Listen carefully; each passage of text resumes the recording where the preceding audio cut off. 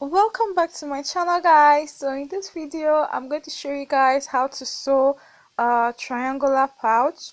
I believe this is one of the methods of upcycling your scrap fabric. You don't need a lot of fabric to sew this.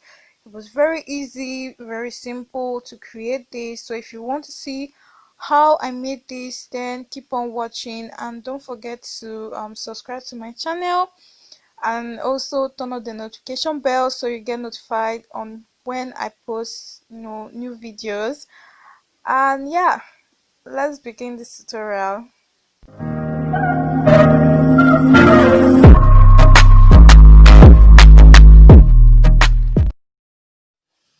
So to make this pouch, you're going to measure out 7 inches by 7 inches square for your main fabric and for your lining, and you're going to need to, for your main fabric and also for your lining, you're going to need a small zip, and you're also going to need, the handle for the back, measuring 11 inches by 1.5 inches.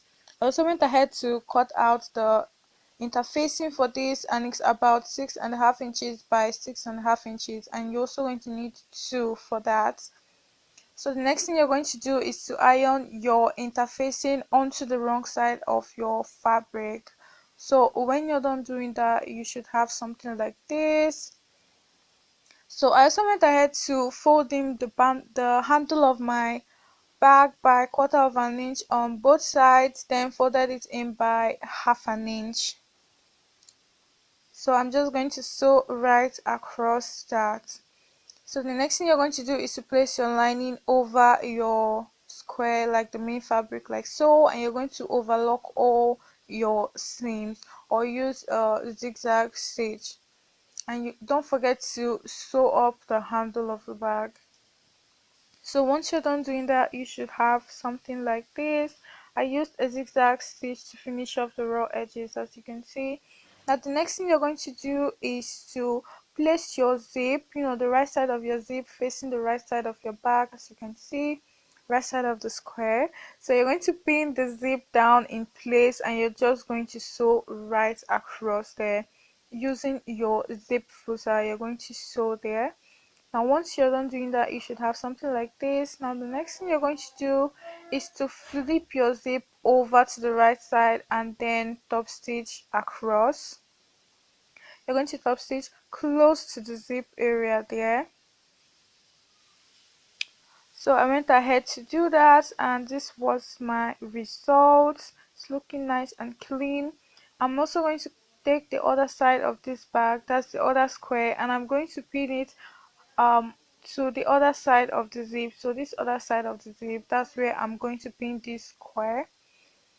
So I pinned it, and then I'm going to sew right across there using my zipper foot. When I'm done, I'll flip it over to the right side, and then I'm going to top stitch right across there, just like we did for the other side of the bag. When you're done doing that, you should have something like this. So as you can see, it's all sewed up, the zip is fully installed. Now the next thing you're going to do after this is to flip this back over to the wrong side like so, and then you're going to sew up this edge. I sewed it about 1/2 inch, and this should be your result. Now you're going to fold your bag, making sure that the zip is aligned at the center, same with the other seam that you made at the back. So make sure that the zip is at the center now. Then you're going to sew right across down there, along the end of the zip. That's along this edge. You're going to sew right across. I sewed it about using about 1/2 inch. So I went on ahead to sew up the handle of my bag, as you can see, and then folded it into two. So the next thing I'm going to do now is to open up my zip and tuck it inside. Then make sure that the two zips are aligned, and then I'm going to put the handle of the bag in between these two places that we are going to sew. Now that's in between these two squares, and then I'm going to sew right across there. So I sewed it with about 1/2 inch, and as you can see, the handle of the bag is fully installed, it's inside the bag as you can see.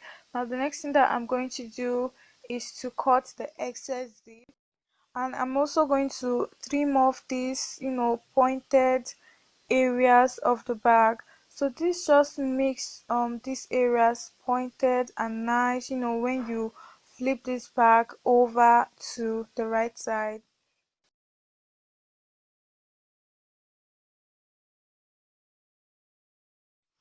So once you're done trimming off the excess bits, you can go ahead to turn the bag over to the right side.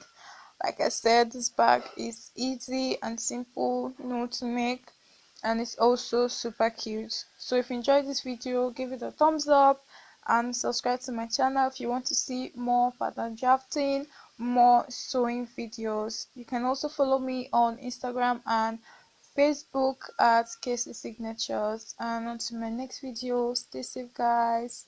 Bye.